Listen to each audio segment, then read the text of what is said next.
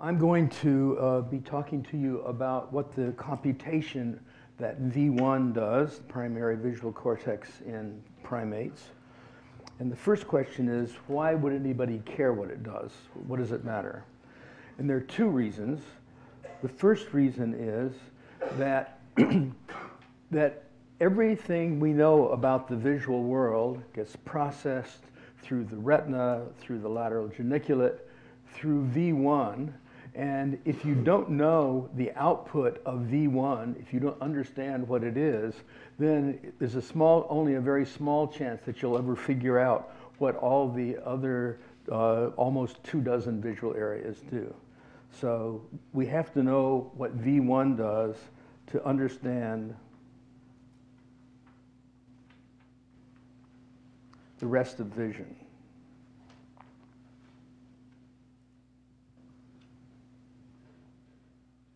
Processing. Chuck, I know you like blackboards, but you want to use the whiteboard?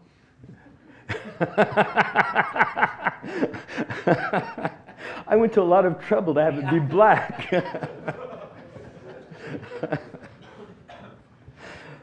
The second reason is it's a matter of faith that by understanding what the visual system in primates does would help us do machine vision. We don't know if that's true, but it might help understand machine vision.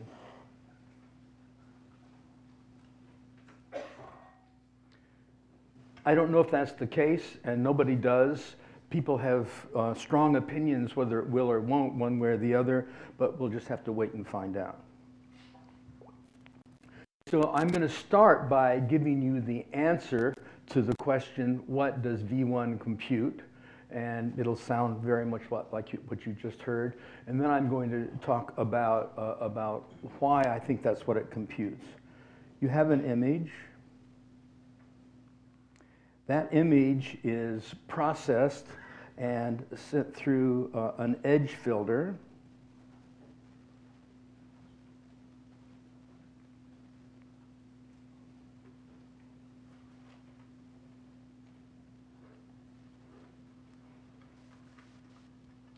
And that edge filter sends the information through a wavelet transform.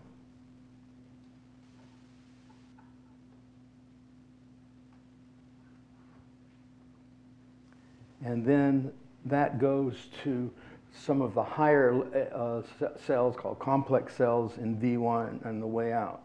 What I'm going to be telling you today is why I think there's a wavelet transform there, and I think there is. And the second thing I'm going to be talking about is the edge filter. And what I'm going to be saying is that we don't filter put the image through an edge filter and then wavelet transform it. We wavelet transform it and then the brain uses a clever way of extracting the edges from that. That's what I'm going to be talking about. And I forgot to say, if there are questions as I go along, there's plenty of time, and it doesn't matter if I get all the way through. And so if you have questions now and don't want to wait till the panel, you can wait and see. Now, V1 has to preserve the properties of objects because V1 does not recognize objects. V1 represents features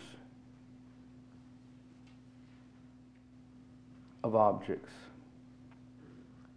like edges, which everyone knows. V2 doesn't recognize objects either, or V3 or V4 or MT. Objects have to get down to inferotemporal cortex in order to be recognized, where the face recognition patches are. And what this means is that V1 and the early visual stages have to preserve the properties of objects, because if they did a computation that destroyed some essential properties of an object, then the later areas wouldn't have the information to be able to recognize objects. And what are the essential properties of an object that need to be preserved? The shape of an object is important, and two representations of an object represent the same object. Two figures represent the same object if you can translate, dilate, and rotate one of them and superimpose them on the other. And that often is called the similitude group.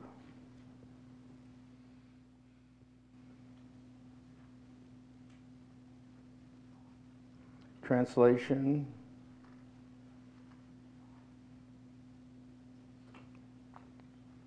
rotation, and dilation. And so that means that whatever computations V1 does, and also V2, V3, V4, and V5, whatever computations it does, it has to preserve the properties of that group. There are two ways that you can do it. One way you can preserve those properties is just do linear filtering. If you take a linear filter, then translation, dilation, and rotation will be in the filtered version also translation, dilation, and rotation. But we believe that V1 and also the higher areas do something more complicated than this, and you can show, and I'm not going to say how you show it, but it's been published a few years ago, and I can give you the reference. It's Stevens, and I don't remember the year, but it's in PNAS, and it's something about object recognition. You can show that if you're not going to just do a simple linear filtering, what you have to do is you have to have an operation that takes a mother receptive field and then presents in every possible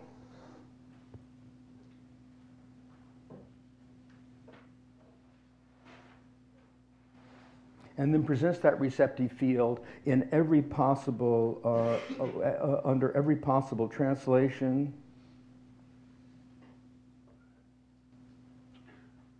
rotation,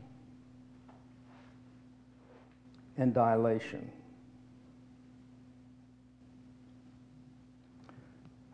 That's what it has to be. So you either have to do a linear filtering operation, or you take some receptive field and you have no idea which one it is, and then you translate that, you dilate it, and you rotate it in every possible way, cover the cortex with it, so that receptive field covers every part of the world with every orientation and every dilation.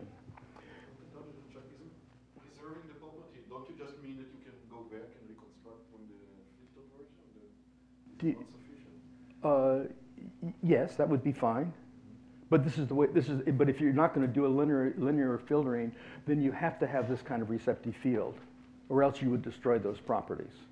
It's an if and only if. Okay.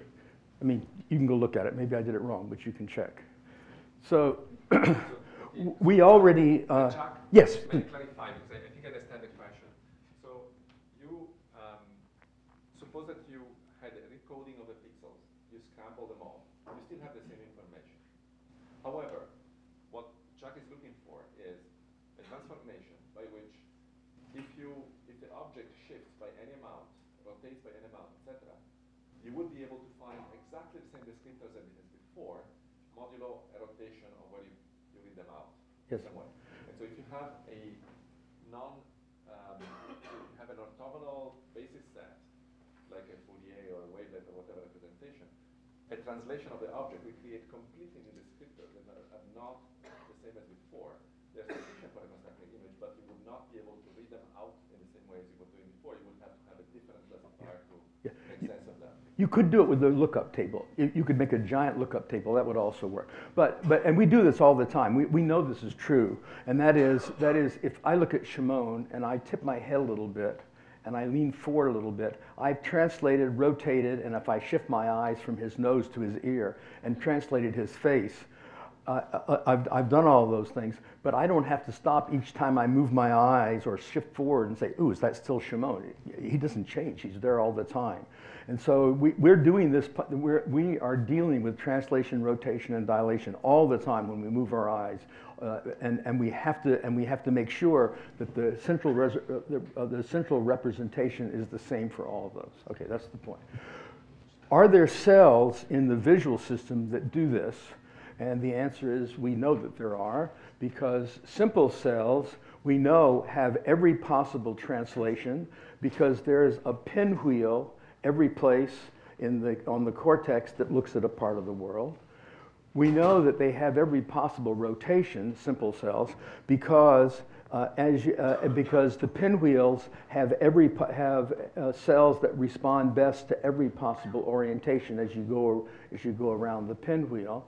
But the people who showed that Gabor filters were the things that the visual system used, Jones and Palmer, the people who originally did the experiments, didn't bother to plot to see if the simple cell receptive fields were dilations of one mother receptive field. If they were dilations of one mother receptive field, what that would mean is that the Gabor has a Gaussian with a standard deviation in the long direction, a standard deviation in the short direction, and a sine or a cosine that multiplies it. If you just dilate that, that means that the long standard deviation has to be proportional to the short standard deviation, has to be proportional to the wavelength of the sinusoid. And Jones and Palmer didn't plot it, but I did. And here are the graphs. This is the sigma in the y direction, which is the long direction of the Gabor, versus the wavelength of the sine or cosine, and up above is the sigma of the short one versus the long axis of these, and they're proportional to each other. So what we know then is that, and we know that the Gabor is being convolved with the visual image in some way. So what we know then is that what the simple cells are representing is the coefficients in a wavelet transform of the image. It may not want to do that, but that's definitely what it's doing, because Gabor is a legitimate mother wavelet.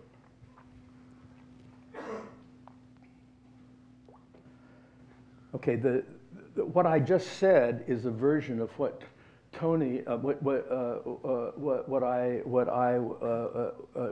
originally asked me to talk about, and what he didn't know is that I had done some more work on the problem, and so I'm still talking about what he told me to talk about, but I'm telling you something new that you didn't, that hasn't been published yet.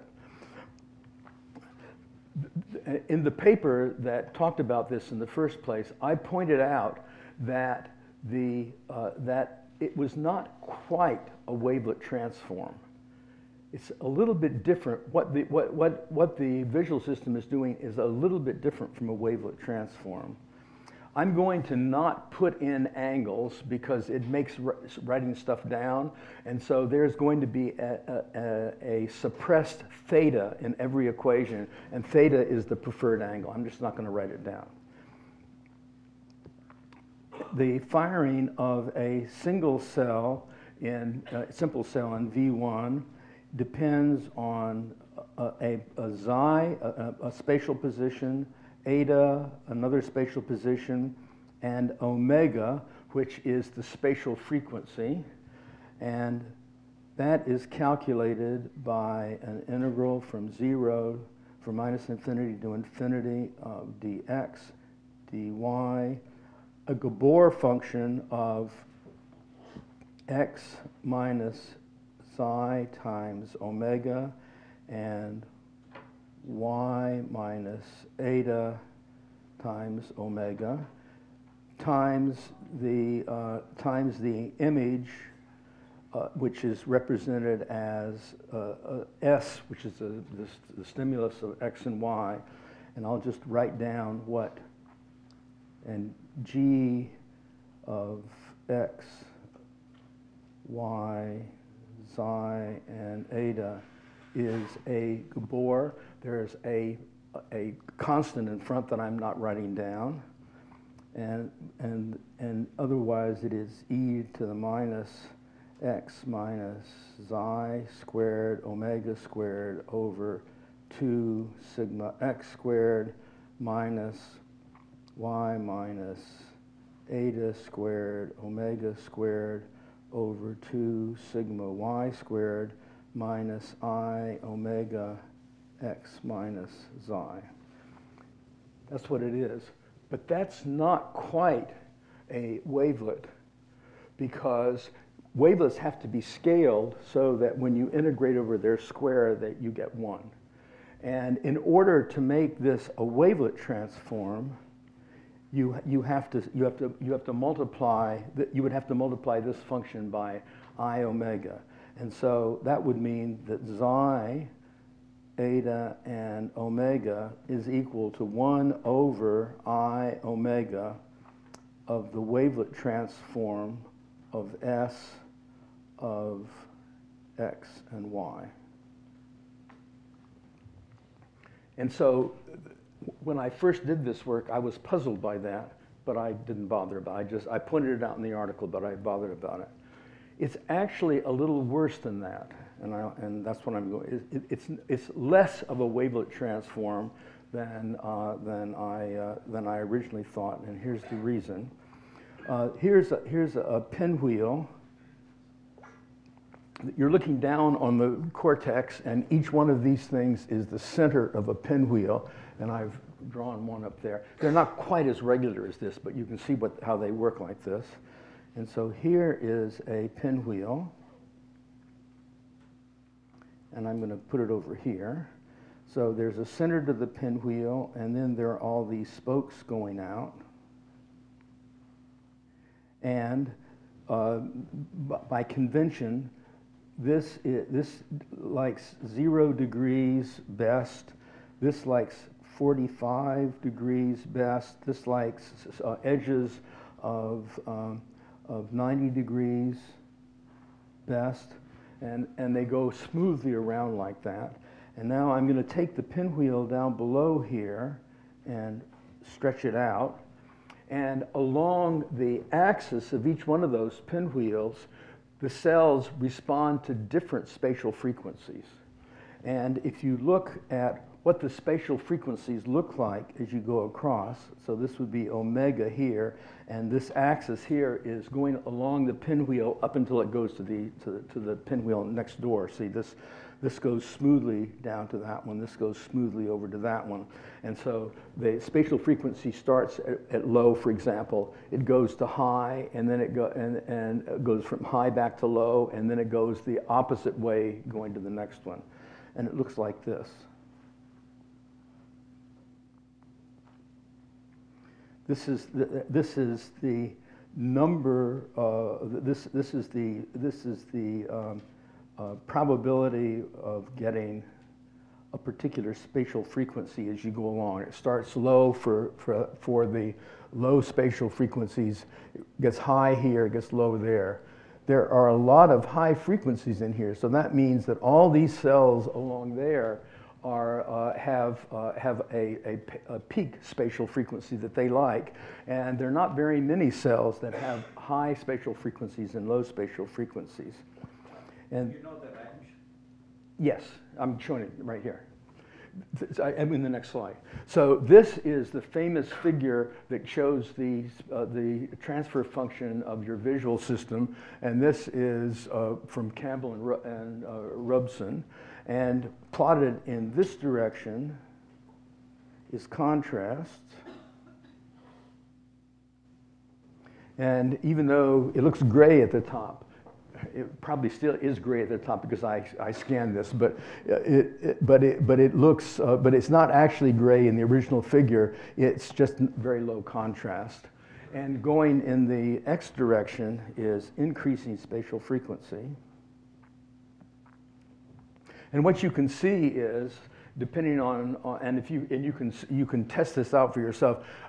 For me, from where I am, I can't tell, but right around here, it looks gray above the line, and you can see the stripes below the line, and you can see that you don't have very good contrast resolution for the low spatial frequencies or for the high spatial frequency, but you have a range here in the middle where you can see the spatial frequencies. And so I don't know if you can see, but anyway, you can see the curve goes up. And you can test if you want to by, instead of looking at the thing, looking off to the side, and make use of the fact that your acuity drops off, and you'll see that the transfer function shifts when you do that.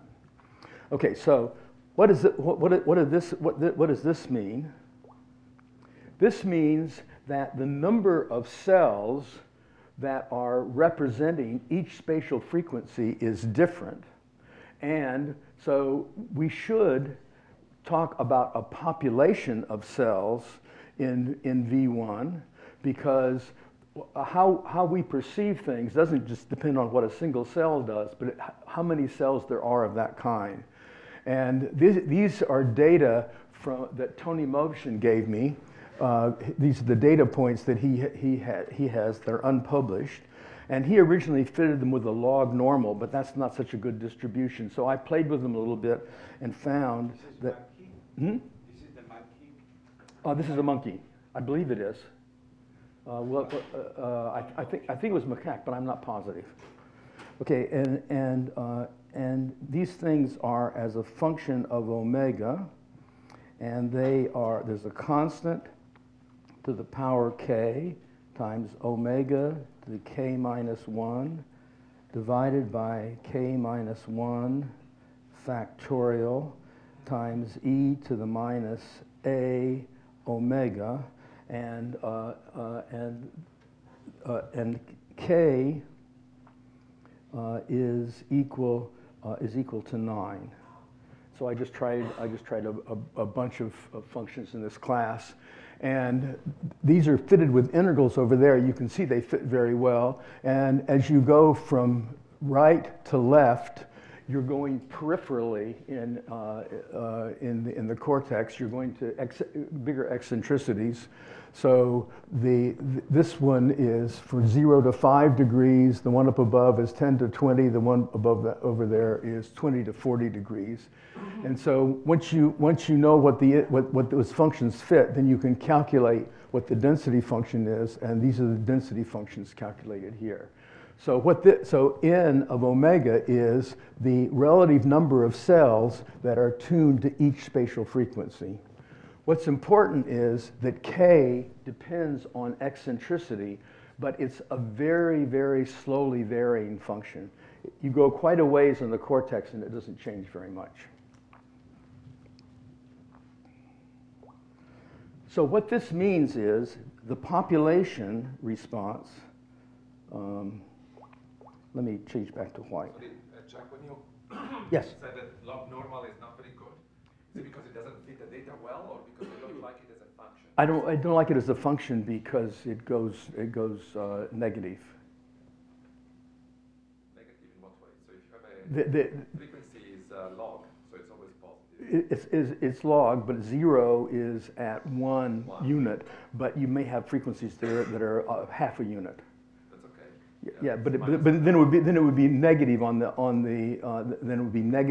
axis. And I wanted to find something that starts at 0 and goes up, and this function just works nicely. It doesn't matter what the function is. That's beside the point.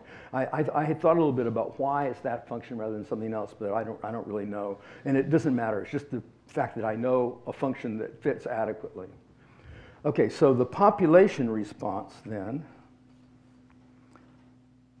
of xi, eta, and omega, the location, the x and y location, and the spatial frequency in the cortex.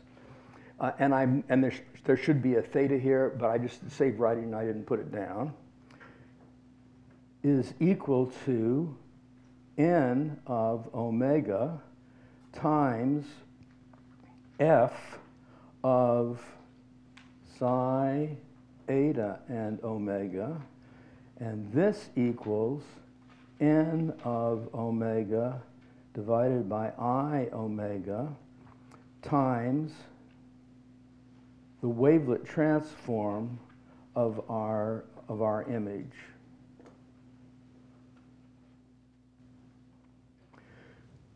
So it's a little worse than I originally thought, because you're multiplying, you're taking a wavelet transform, but then you're multiplying it by a function of omega.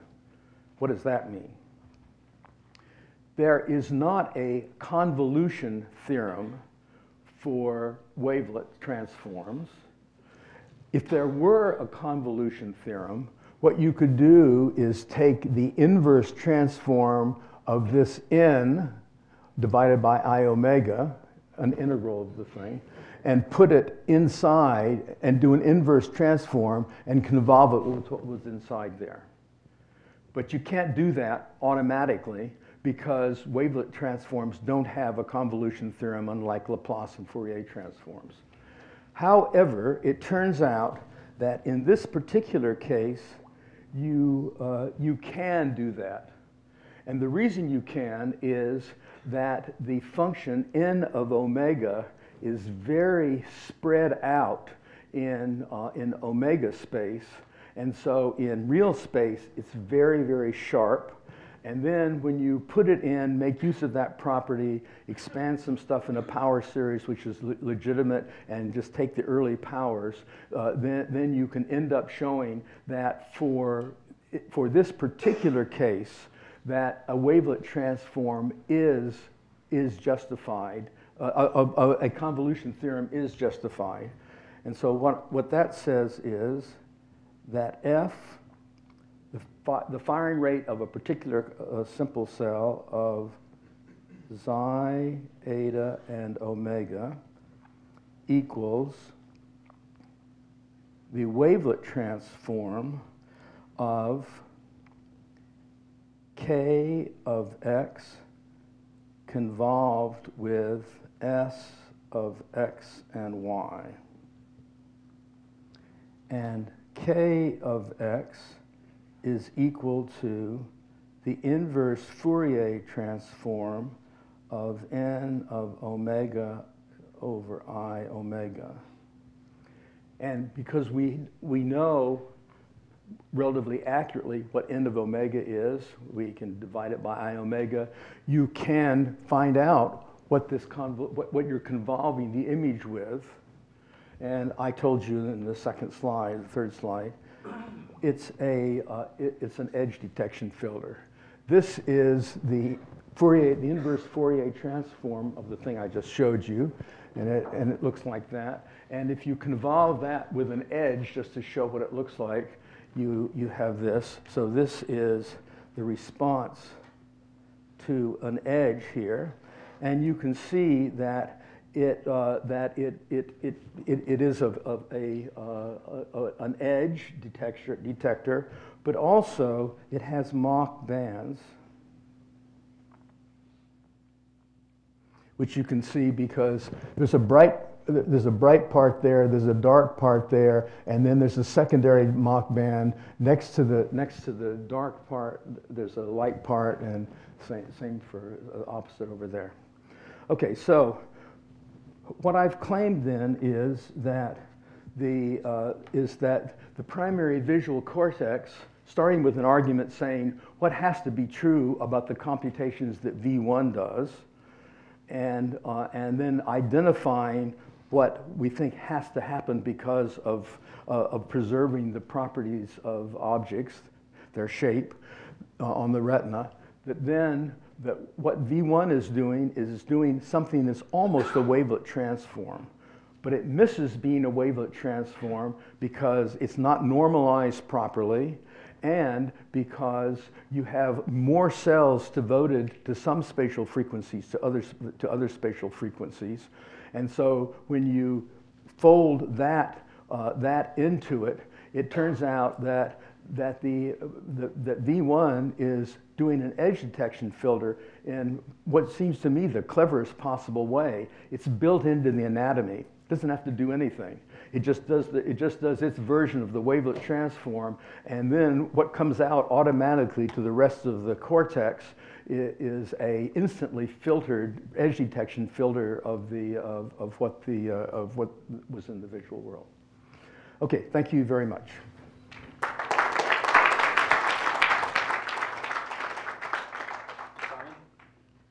Chuck, Yes. don't you think that that term n over I omega could be the retina? No, I mean, the retina may do preliminary edge detection filtering, but that N is in the cortex, because that's what Tony recorded. He recorded and saw how many cells are there for this spatial frequency, that one, that one, that one. He made those histograms at different eccentricities. But the I omega is the retina. No, the I omega is not the retina either, because the firing rate of a cell to the best stimulus doesn't change with omega. In other words, if you have a big receptive field or a small receptive field, their maximal firing rate's the same. So, and it should be multiplied by omega in order to have it be a wavelet.